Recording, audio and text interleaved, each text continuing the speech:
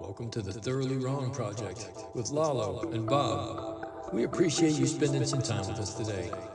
Let's jump right into that weekly dose of things you can disagree with. Take it away, guys. I believe it's time for another show, man. How you doing, brother? Pretty good. Good. I just finished exercising like 8 minutes ago, so I'm a little Out of giddy breath. right now. Yeah, I got up early because I have to go to work tonight. Oh, okay. Yeah, On the so I get up. weekends, I usually go work out around like noon. Yeah, I like getting it out of the way. I like that 5 o'clock in the morning. It sucks to get started, but when it's over, man, you feel like fucking Superman, you know? Yeah. Yeah. I got up at I was supposed to get up at 5, but Alexa and I've been fighting a lot lately, so she woke me up at 6. So I like to get up early, exercise, get my shit out of the way, get my day ready, and then go back to bed. Oh, okay. So I'll sleep this afternoon. I love going to the gym on the weekends because it's like way less busy. Yeah. And yeah, I can just go. Like yesterday, I went. I think I had some stuff to do, so I went in the afternoon around like 4:30, and yeah, it was like there was probably like 20 people in the entire gym. That's cool. There's nobody in my gym, so I get up. I can fart during the workout and not even worry about it. But I've been doing home workouts since the pandemic. When they shut the gyms down, I didn't shut down. I just moved inside. So before then, you would go to like a gym. Yeah, yeah. I went to 24-hour fitness, and then the one other, I forget that name of the other one, but I went to the gym every day at 4:30 in the morning, and it just got old. And then the pandemic came, and they shut the gym down, and I moved over to indoor stuff like Tony. I just did like everybody else. I bought a bunch of fucking equipment and used it at the Mhm. house, and I'm still using it. So I think that's discipline, I guess. A lot of people don't have it. They When the gym shut down, they just got fat. I mean, they just sat around. So Yeah, that was me. I couldn't do that, man. I mean, I sat around for like a week, and then I started taking walks, and then it just escalated into I designed that fitness routine and did a bunch of shit. And the pandemic was probably some of the best times of my life. No work, worked out every day, ate right, didn't have to do anything, stayed home, watched a lot of movies. It was, made money, and the government sent me checks. It was fucking great. Come on. Doesn't get better than that. Yes, but we lost our will to work. I think we all did in some way or some form or fashion. Some people were just dying to get back to the office. I can't wait to get back. Like, fuck you, man. I don't want to go back. Never did. Yeah, I think for me, I'm finally like right now. I feel like I got like a good combination of like a good routine and Yeah. like motivation, to go to the gym. Yeah, well, that's great, man. There's I mean, work is important, and friends are important and all the things, but one of the most like the top three things in my life is exercise. I have to, or I feel like shit. I can't sleep. I feel bad. I never feel like my day's complete if I don't work out. And Yeah. even on my days off, I hate them, but I take them now because I realize how bad I was hurting myself by Mm. working out every day. I took yesterday off because Friday I went to Andy's house, and we were hanging out, and he was telling this, we're just talking, and he's telling this story, and all of a sudden the world started getting smaller, dude. And I was like, what the hell? I started getting dizzy, and then I had to go to the bathroom. So I said, mind if I use your restroom? And I went to the bathroom. I came back out, and I sat down, and I just grayed out. I just went out, passed completely fucking out in his backyard. And Damn. then, yeah. And then I woke up, and I got me inside. I passed out in his hallway, and then I blacked out on his couch, and you know he made some phone calls and stuff, but I was sick as hell, and I think I had food poisoning again, like for the third fucking time. But if this happens to me again, I got to go to the doctor because that's not right. It's just Yeah. I came home and I threw up, and a couple times I threw up on myself, and it was pretty bad, dude. It was pretty scary. So yesterday I laid around, and this morning I got up and made up for the workout that I missed yesterday. So Nice. At least you got it done. at least I got it done. I hope I'm not dying. I mean, some rare form of cancer, stomach cancer. Now that's the third time it happened, but that was by far the worst. So you just like got sick and threw up? Yeah, I just got sick and passed out. I mean, like, I remember him telling the story, Like and you like went to sleep, or you like passed out, like I, I, fainted? I fainted. I passed out. Like, I just blacked out. I mean, he got all I could see for a minute was his face talking, and I thought, I'm going to pass out. And there I went. Oh dang. Don't know what it was. I kind of, I'm thinking it was food poisoning again. The weird thing about eating a whole food plant based diet, which by the way, I'm back to that. I'm back to being a vegan. I can't stand fucking meat. It's so gross. And but the thing about eating fresh food is there's more food poisoning because I don't have preservatives. So my food goes over faster in the refrigerator, and I'm doing smell tests on it like that smells okay, you know. And then I eat it like a fucking guy. Like so I get food poisoning a lot now for some fucking reason. Oh, okay. Yeah, I mean, maybe. Well, because I don't know, because you like stopped the vegan thing for a while, no? So I was gonna say maybe it's like your body's like reaction, but You know, I that's feel like that would have happened like at the very beginning when you switched. No. I don't know. It started when I started eating meat again. My stomach would get screwed up, and I would, and I was thinking I'd just making that adjustment back, and then it happened once, and it was light. It happened again, and I got dizzy, and I got intestinal issues, and then the third time I passed out. So I don't know. I don't know. Like I said, I may be dying, and who fucking cares? It doesn't Maybe. matter. Hopefully not. It's fine if I do. You guys will get over it. It'll be quick too. Within a few months, my wife will be dating again. Everything will be fine. They It's the way it works, man. have it all planned out. Well, I I have it planned out. I mean, if my wife goes, I have a few people I would ask on a date to her funeral. Damn. Don't let her hear you say that. She listens to the podcast, so it doesn't matter. None of this matters. It doesn't matter really. It's just my whole fucking life's just one long joke. It's a cosmic joke. What are you gonna say? You're on a rock hurtling through space, Lalo. Come on. I mean, when you think about it that way, you could like rationalize doing anything. Exactly. Exactly. And the only thing that keeps me from it is fear and common sense. That's about it. But the rest of it, I don't know. I I think there was more. I think there was a more meaning when I was a child before I knew what was really happening, and when we all said the Pledge of Allegiance and we meant it, and things like that.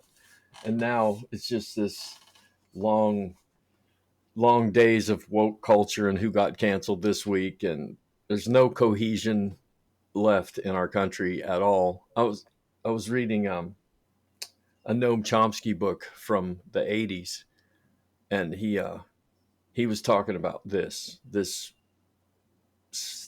what we call it, this epoch of American existence, of where it begins to crumble, and then in the end it's like nobody has any feeling for country. In order to have a country, you have to have some sort of cohesive thoughts together, like we should understand our government, the way our government works, and we should understand our founding fathers, and we should understand our history, and instead of erasing our history, we should not it, Well, yeah, I'm going to say it. We should embrace our history and then forgive ourselves and move on. Yes, there was slavery. Yes, there was the erasing of indigenous cultures. There's all kinds of things going on, but we're not that anymore. But we have picked that up and identified ourselves using our past. And that's very dangerous. Very dangerous. Um, yeah, I mean, I think history is important to like um, learn from it and like remember it.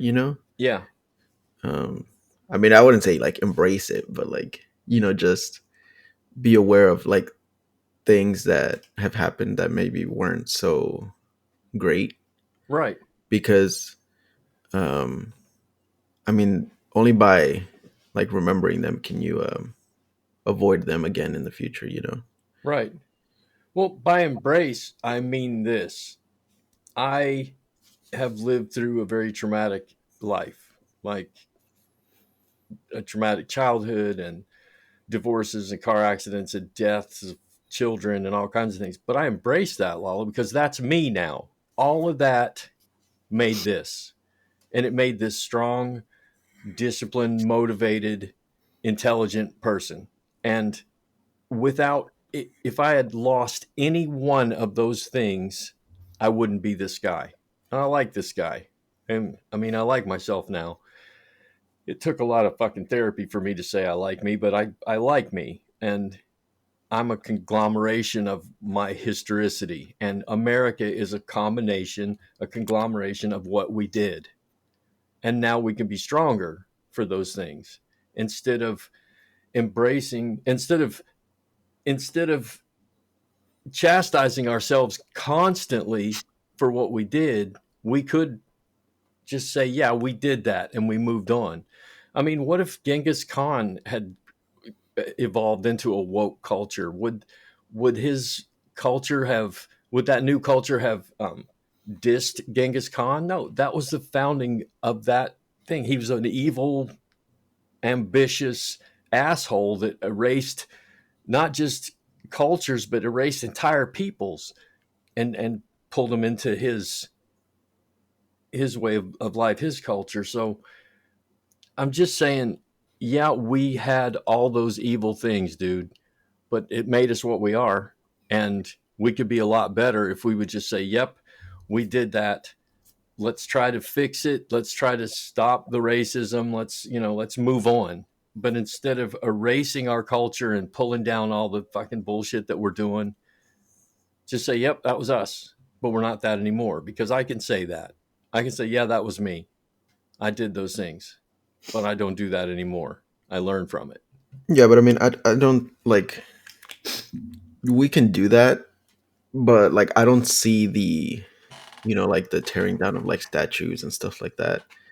Like I don't see that as erasing history at all. Yeah. Um, because to me that's just those statues. I mean, I would say statues in general or like monuments, things like that. Um, those things are used to like celebrate people, celebrate events.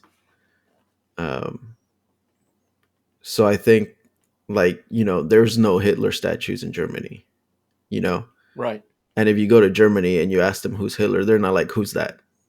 You know, so I don't think those two things are like interconnected. Like you can not have statues and still, you know, learn about, the Civil War and like slavery and stuff like that. Okay, You don't need to have, elementary schools named, Robert E. Lee Elementary to remember what happened.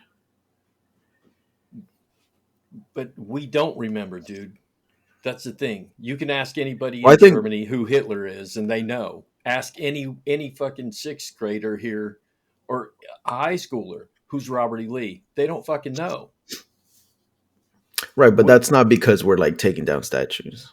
Right, but That's we just because we don't have know our like history. That's the thing. That's what I'm trying to point out here. We don't know our history, and the only history we know is when it's pointed out in this perverse way that we had slaves.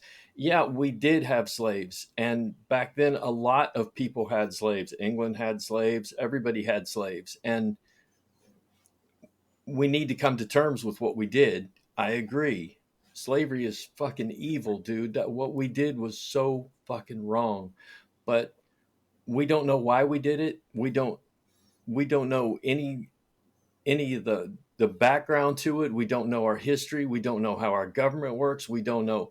Our kids today are just they think this country is just gonna, I don't know, they think it's gonna go on if they don't participate, or Well, I mean, I feel like young people have participated more now than ever before, and like um not just in like government, but like in awareness and stuff. I mean, because Gen Z and millennials are like the largest voting bloc in the country as of recent. They outnumber even like the baby boomers.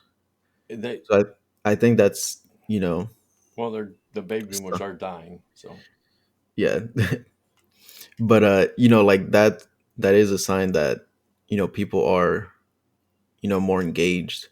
More young people voted in the midterms than like in the history of this country. You know, um, yeah.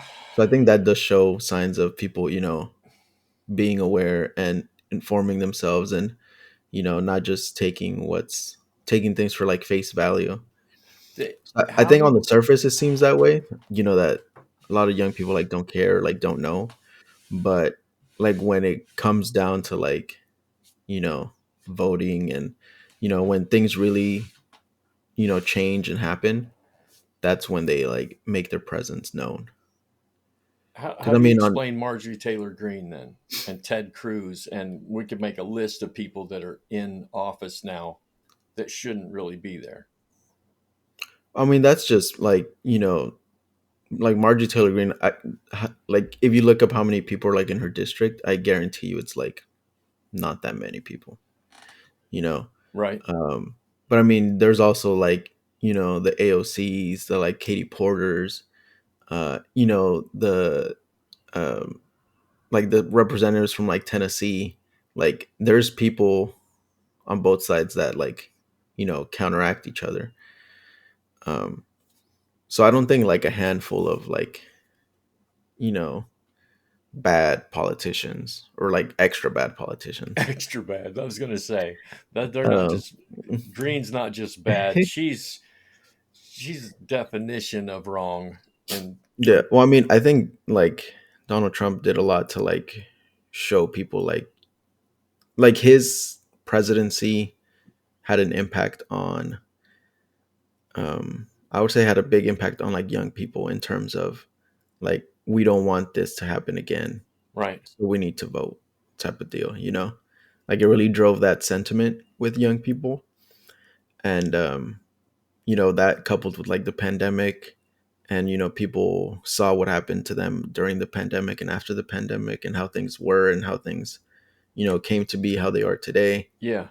um I think like a culmination of those things really helped push their motives and their motivation to like participate and vote and like make a difference, and you know make their voice be heard. And that's what they did. I mean, in the midterms, like it was the complete opposite of what everybody thought was going to happen. And in next year, I feel like it's going to be a lot of the same. Like I think people were like in the midterms, they underestimated the young people vote, and I think next year, like they're really going to see like what young people think. What about, you think it's going to keep Trump out of office? Yes. God, I gen hope you're right. gen Z, um they're liberal to conservative like demographic. It's like 71% to 21%. That's huge. And I mean, millennials aren't, their gap isn't that big, but it's also like substantial. Yeah. Young people are overwhelmingly uh liberal. Well, I And hope so, that's dude. yeah, and that's always kind of been the case.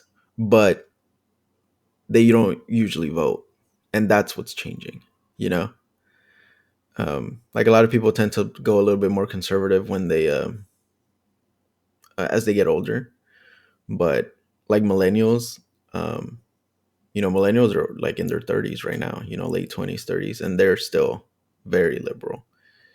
And I think that's a trend that's gonna stick because with the internet, like how it is today. Because I mean, we had internet 20 years ago, but the internet in 2003 is nothing like the internet we have Oh today. no, definitely not. Like you could watch the news, and you know it could be like all this. Like I think if you are someone that like only watches like the news, any channel, you would have like a certain perception of what's going on. But the thing is, young people don't watch the news like at all.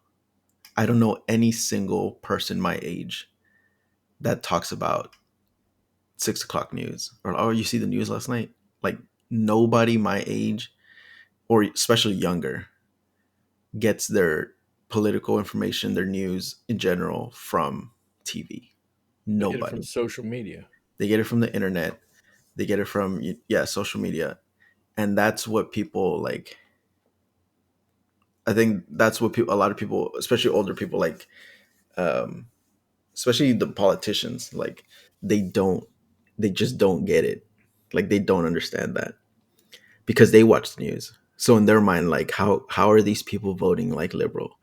Like you see it on the news every day. It's like inflation's at an all time high. Like you can't buy a house, you can't afford anything. Why are they still voting liberal? They're like so confused. They just don't get it. Um, but it's because young people don't watch that news, the news that tells them that Yeah. they watch the news or they read up on things that this is why inflation's high, this is why eggs are so expensive, this is why you can't afford a house in 2023. Huh. Well, now I'm learning something. I never thought of it that way. So it's like it's almost like two completely different like worldviews, um because I mean older generations, baby boomers, just like they're like that's how a lot of people get their news, just watch the TV in the afternoon, Yeah. read the newspaper type of stuff, like young people don't do that. So like the not just the way you consume news changes, but it's almost like you can choose where you get your news from. You're not limited to Fox News or like CNN. Right. You But have isn't that dangerous? what? Well, Well, I don't think if so you because you have different outlets, you have different opinions. You could, if you read something somewhere, you can corroborate it somewhere else. You can cross check, you can fact check. you You guys can't are do that. really doing that though? I mean, I know a lot of people that do. Like they read something and you know maybe they're like a little skeptical and you know read it somewhere else or like a few other places that kind of like solidifies. Okay, this is what happened. Yeah, I cross check. I always do. I didn't know that it was happening at younger levels. That's all. I don't have much faith in young people. I mean, I'm just gonna say, I'm just gonna be honest. It's like I just don't have much faith in somebody that gets their news from TikTok. It's just like it doesn't sound But I mean, right. TikTok, like, because TikTok is not like when you get news, let's say, like from TikTok, it's not like a news show, Right. it's like videos of whatever event the news is covering, of how it actually happened. Like, you can't, like, you know, distort those videos to like fit a narrative, fit a narrative, like the videos of the event, Now wait a minute, because Fox News did it. They took 40,000 hours of January 6th and they spun a completely different narrative from the same Right, but fucking that's like the tapes. news. Like they could do it, but like TikTok, the way like just the way it works, it doesn't work that way.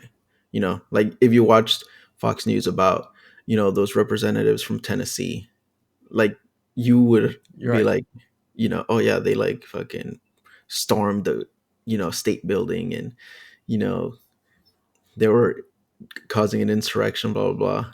And then if you watch the videos, on TikTok, it's like, what? That's the complete opposite of what happened. Yeah, You know, and the white woman didn't get censured. yeah. And I mean, the that event specifically, like that was a major like fuck up for Republicans. Like afterwards, like they just shot themselves in the foot.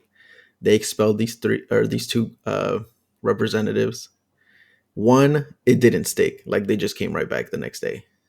Um, and two, the only thing they did was like show their like ignorance, show their like um, lack of like professionalism, show like their Racism. subtle racism. Yeah, there was Um, not. No, I don't think that was subtle. I don't think that was subtle at all.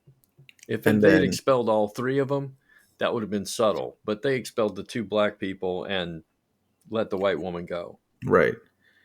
And then another thing they did was they just shined the spotlight, like a national spotlight, on these like two obscure representatives from Tennessee Yeah, that nobody had heard of before. And now everybody has seen them or heard them or seen a video of them talking. And that just like motivates people. Like they're going to be, a lot bigger now. They're probably going to raise a shit ton of money for 2024. yeah. Aren't they state representatives too? Yeah. Huh. And like it was just a major like fuck up by the GOP. And they know that. They know that now.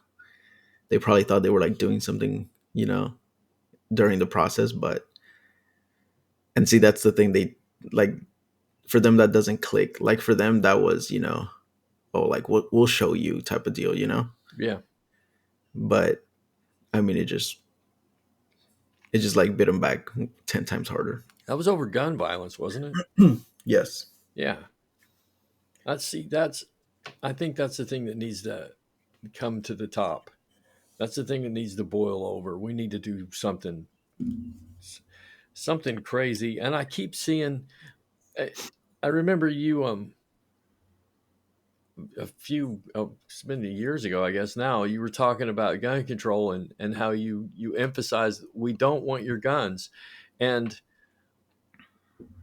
I have told that to so many people now. I'm like, we don't want your guns. We just want you to register your gun. We want to know you have a gun. That's all. That's all we want. And people balk against it so fucking hard with the same worn out, tired arguments that are just complete lies. They're just lies. They're coming for your guns. No, they're not. That doesn't even make sense. There's 400 million guns, 350 million people, and you think you're going to take them back? No. The government has no the government has no plan to take anyone's weapons. Maybe your assault weapons, which I don't think you fucking need anyway. You don't need a fully automatic. You don't need bump stocks. You don't need any of that stuff. You don't need anything that's necessary for combat, because a deer doesn't require you know a bump stock. Yeah. I mean, the only people that would lose their guns are like people that shouldn't have them in the first place. Well, actually, the laws are in place for them not to have guns. We're just not enforcing it. True. So if we just enforce the laws that we had, a lot of violence would go away. But we don't even do that. We don't even take them away from convicted felons anymore. We go to houses where most the most cop shootings are in domestic violence situations. So we need to solve domestic violence, and it'll solve a lot of problems. And the mental health issue is what's his name? One of those congressmen called for the death penalty, the immediate and swift death penalty of school shooters. And I was thinking, fucking 90% of them are killed anyway. Yeah. So what's the point here? I think we need to solve domestic violence. We need to solve poverty, and a lot of violence will go away. I mean, you're still going to have outliers. When you have 400 million guns in the hands of 350 million people, you're going to have some shootings. You can't stop it, but 150 in 90 days, I think that's a little bit excessive. Yeah, I always tell people like the whole you know we should just have more guns to like deter and like good guys with guns and stuff like that. It's like I always tell people that say that, like, at what point does the graph like tip over? Right. When do we start saying that more guns equals less deaths? Because I mean, so far it's only been more guns equals more deaths.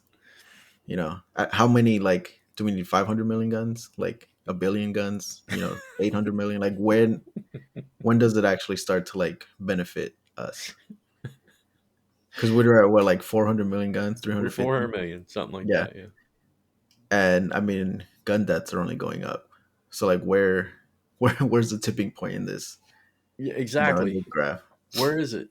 And we have so many ridiculous statistics that we're not looking at because I don't know. I don't know why we're not looking at it. We have 400 million guns and 350 million people, and that doesn't make sense. And we have more opiate prescriptions in the state of West Virginia than we have fucking people. How does that happen? And we have these problems that we could fix. And I'm not saying they're easy, but we need to make a fucking plan. Anyway, we have mental health issues and drug abuse issues and addiction issues, and we got 2.5 million people in fucking prison, and we have all these statistics that just make us look like we're completely out of control. And you know what? We're completely out of control, Lalo. We got to fix some of this shit. We have to fix some of this shit, and I don't know how, but we need more. We need more understanding. Number I one, think we got to stop throwing people in prison for drugs. That's dumb. See, I think a lot of people know we have issues, you know. I think the problem is with the politicians. Like they don't care. Like they just don't care. You know, um a lot of them, are just in there for like money or for power. Yeah, yeah, Um so I mean, getting things done really isn't like at their top of their priority list. right, Um so you have to like get these people out, because I would say a vast majority of politicians just go off of their own agenda or like the agenda of like the people that pay them, like their lobbyists and stuff like right, that. right, You know, because I mean, even like the issue of like the whole like restrict act with TikTok, like half of this country, there's like 150 million users of TikTok in the United States. Um, I can guarantee you most of those people do not want it banned, if not all of them. You know, right. um, so Well, I don't like even why? use it, and I don't want it banned. Right. So and on top of that, the people that just don't care, like yourself.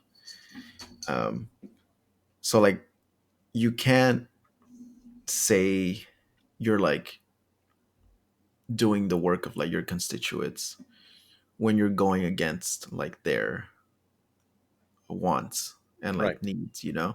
right, So I think that's where most of our like issue is, where when it comes to like getting things done, like nothing gets done because of the politicians and how they just want to like keep playing the whole back and forth because it keeps them in office.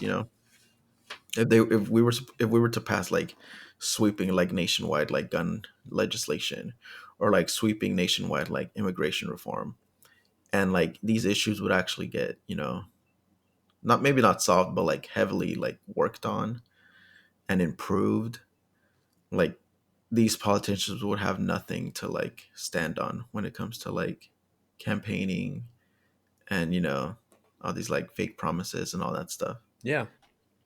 Because when it's nothing but it's a tit for tat thing right now. It's what it's become. It's like when the Democrats get in, they sue and investigate all the Republicans. And then the Republicans get in and they're like, okay, yeah, we see what you did. You went after Donald Trump. Well, now we're going after Joe Biden, and we're going after all the Democrats that we think are corrupt.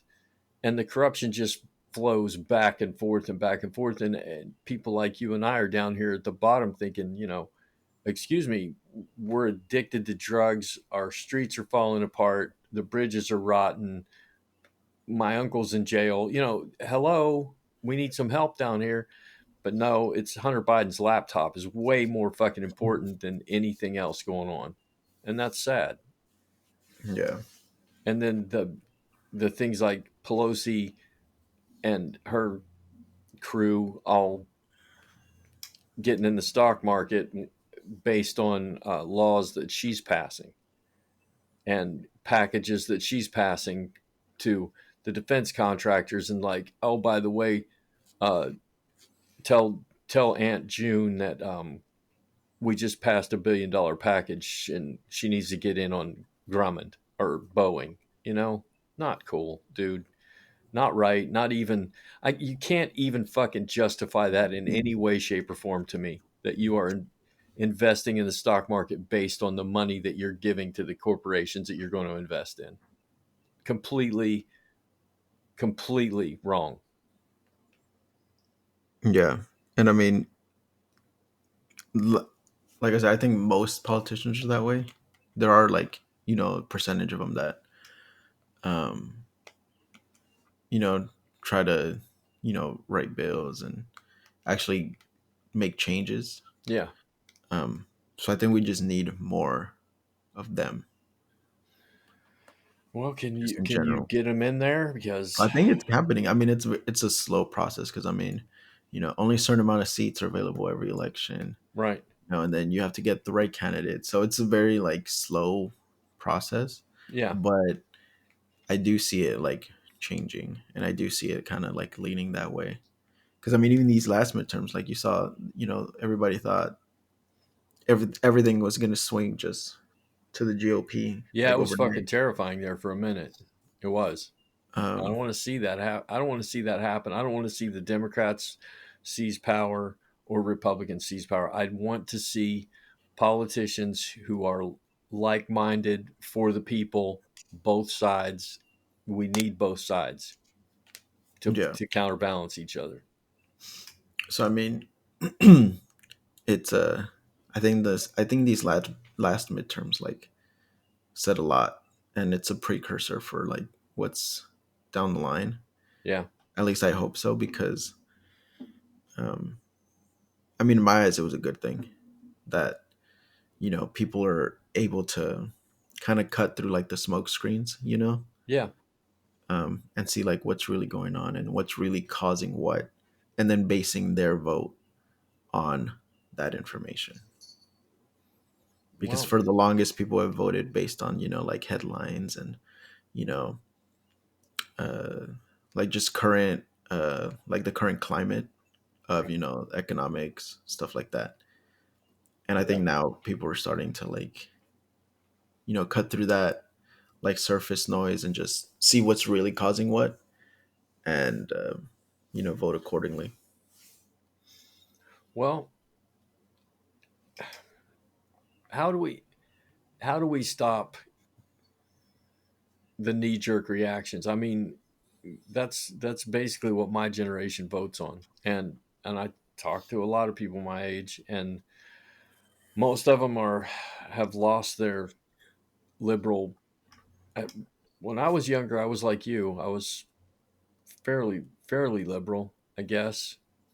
No, fuck no, I wasn't, man. Fuck no, I gotta look back. I wasn't. I guess I was conservative. But I voted with the news, like you said. 6 o'clock news told me how to vote. Okay, that works. Yeah, but I mean that Now, was really the only option back then. yeah, it was the newspapers followed the television, and I guess now dissemination of information is what's causing the unrest in our culture. And all the information out there is not good. You have to find valid stuff because there's a lot of people out there that are conspiracy theorists, and a lot of people follow Fox News, and a lot of people, you know, and then there's, like me, for a while I became so overwhelmed with news because I was reading The Guardian and CNN and MSNBC and Fox News, and I was reading them all, and it was just this confusion of like, why the hell can't people see what's really happening? But now I've backed off and I read some news, but like, I just got burnt out on it, man. Can't keep up anymore. Yeah, I mean, there's so many different like news sources and ways to get it Yeah. that it definitely can be like overwhelming. And what do But we do when, it's time for elections and we have 40 people to research? You know, there's 40 people on a fucking ballot, and you want to look at all of them. If you want to vote correctly, you would look at each and every candidate. well, I But think, we, I mean, the way those like primaries and stuff goes, like usually people that are kind of like the people that run are usually people that like have at least begun to make a name for themselves prior to the primaries, in like the yeah. year prior, who have like, one way or another, like made a name for themselves, You mean by sending you a mailer every day in the fucking mail for 40 fucking days in a row, and you're like, okay, Letitia Perez, that is enough. So like their their like media presence um is like heavier, so you kind of have a good inclination of like who's gonna run. Yeah. um But you still have, like Reverend Mark Kinney, libertarian. Don't you want to look at him at least? I do. no, I mean, if he's a libertarian, probably not. Well, I, okay, Democrat, Republican, whatever, independent. I want to look at all. Everybody has a website Yeah, now, but I mean, a lot of people, like, there's a handful of them that you already know. Like, if AOC or Bernie was to run, like, I wouldn't need to research them. I would Right, need to like read their platform. right, Um, it would be like the more kind of like obscure people, or like people on the come up type of deal. Um, but I mean, a lot of times, like especially during primaries, like people have very similar like platforms. It may be just like one or two like key differences that separates them, or like their stance on one or two like issues, and even that those stances are like not very far off. Like they could both be anti, like they could both want like stricter gun laws. right. It would just be like one wants this specific rule in place and one wants this other specific rule in place. So like during the primaries, their differences are not that vast, at least for like the Democratic side. I think on the Republican side, it's the differences are usually a little bigger, because Yeah, right now they're shattered, man. They're scattered I all over think the place. Republicans, like, I think the GOP in general, like they have no platform. No. Like their platform is just whatever they say, do the opposite. That's their platform. Yeah, Um, that is, it like is the thing that they wanted the most. They got, and now that they have the abortion stirred up again, it's like that's not what they. Now they're actually like, well, that's probably not what we wanted. yeah, and it hurt them, It you know. did. It did. It damaged them badly. So I mean, like, for on the GOP, the gaps in like policies, especially right now, especially in this next upcoming election, because you're gonna have your like Trumpy politicians that run, Yeah, and then you're gonna have the GOP that are like, no, like fuck that, like we need to get back to how we were before. we need to get back to John McCain.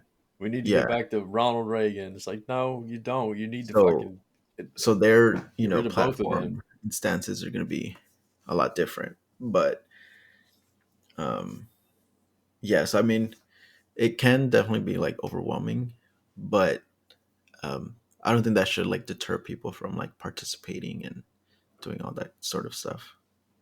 I hope so. I mean, I'm And I don't think it will, because people, um, like even young people, like the way I think the best thing, like politicians today and just going forward, the best thing they can do is um like for their self image, is like speak.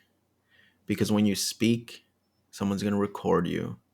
And when they record you, they're gonna post it. And once you get like videos of, where you stand and what you want to do, and that coupled with like how you actually vote, like how the politician votes, Yeah. um, it really Just make sure creates a you're not on a hot mic, right? yeah, it really creates like this sense of like, okay, this person's like, they walk the walk and they talk it. Yeah, Um, like Bernie. I mean, I wish Bernie wasn't 900 years old because, and I came late to the game to Bernie, like Seinfeld. I didn't come into Seinfeld till the seventh season, so I didn't come into Bernie until he's fucking 90 years old. But I see that the way I've seen his voting record, I've seen what he says, and then he goes on talk shows and backs up everything that he does, everything that he says, and every way he votes. He's not disingenuous across the board, and he's yeah, not taking corporate money, and that's what we need. But we need him. We need that guy to be 35. We need that girl to be 35, 40 instead of 90. yeah. And I think the good thing about someone like Bernie is that he has shown a lot of like younger people that being that way can still get you like you know elected, and it could still get you in the Yeah, national spotlight type of deal, and it could like inspire a lot of like young politicians. I'm sure Bernie had a big impact on someone like AOC. yeah. I know she looks up to him a lot, so it sucks that they kind of or we kind of like, I think Bernie was just like in the wrong place in the wrong time. Like if he was an up and coming politician today, like that would be amazing. He'd be president for Right. sure. So um it was just kind of the wrong, like he was a politician in like the wrong era. Yeah, Um I know. I should have been a cowboy, but I'm about but 100. I'm about 100 years too late. I do think he like inspired a lot of people, especially people that are like maybe interested in running or interested in office, to do things like a certain way, Yeah. especially on the liberal side. I don't know if he inspired a lot of like Republicans, but um, definitely on the Democratic side. Well, he's from Vermont, right? Yeah, Yeah. See, I think you could get everybody in Vermont in one auditorium and talk to everybody at the same time. That's why Bernie is. That's why Bernie's. He's popular among the voters of his constituents are like minded. They like that. That's Vermont, but you're not going to get that in Texas. You're not going to get that in Utah. That's a problem. It's like Texas is a whole different world from Vermont, and that's why Ted Cruz is there. And Georgia's a whole different ball game than Texas. That's why Marjorie Taylor Greene's there. We have like I don't know 40 countries in one country now, which takes me back to what I was saying.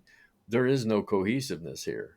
That we don't have one central thing that it's like yeah, we don't we don't agree, but we're fucking Americans. And I think that's what we need to get back to a little bit. A little, and I'm not talking hyper fucking nationalism. I'm not talking everybody's waving a flag and doing all that shit. I'm just saying we need to, like, when you're at work, you have a corporation or a company or a county that you work with and your coworkers, and you try to think like-minded to keep your job and to keep cohesiveness within the country, within the corporation. We got nothing now. We're all over the fucking map. We hate each other. We're screaming at each other across the streets about a single politician. Everybody's so polarized right now. We need to get back to a thing where, like, yes, we disagree, but we're family. And we don't even have that. yeah, and I mean this country's just like so large. I don't think there's like a big country like the United States that's run in the same way we are. you That's know. why they call us the American experiment. So, I mean, for me, it's natural to have that sort of like uh, big, just big gap in um, like viewpoints because I Yeah, mean, it's just like our physical size is like huge. That it's like you said, it's very hard to kind of like get every single person like on the same boat because the needs of people in California are not the same needs as people in like Nebraska, you right, know. right. Um, so that creates like a natural like division in needs, which creates division in viewpoints and politics, and it kind of just trickles down from there. Yeah, Um, so I but mean, to me that's normal, but like I would agree that it's very like um, divisive as of late.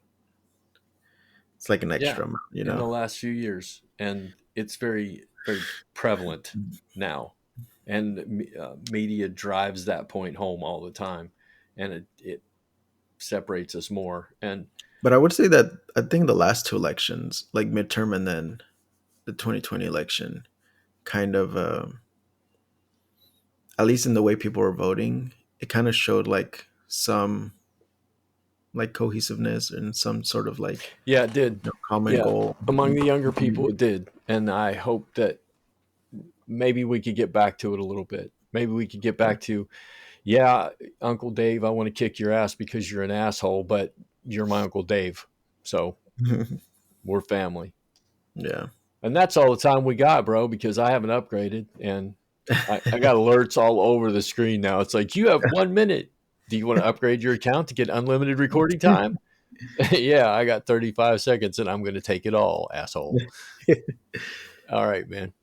Well, we need to get back to it. And I'm going to go to work this week and try to figure out a way to solve gun violence. Boy. Have a good week, man. You too, man. Later. Later. You have now experienced the Thoroughly Wrong Project with your podcast hosts, Lalo and Bob. We can now be found on Pandora Radio, Apple Podcasts, Podium Podcast, or by searching The Thoroughly Wrong Project to locate our YouTube channel. You can contact us directly by email at thoroughly-wrong@gmail.com, or just leave a comment on any of our platforms. Until next time, thanks for spending your valuable time with us, and remember, always speak up and never be afraid to be thoroughly wrong.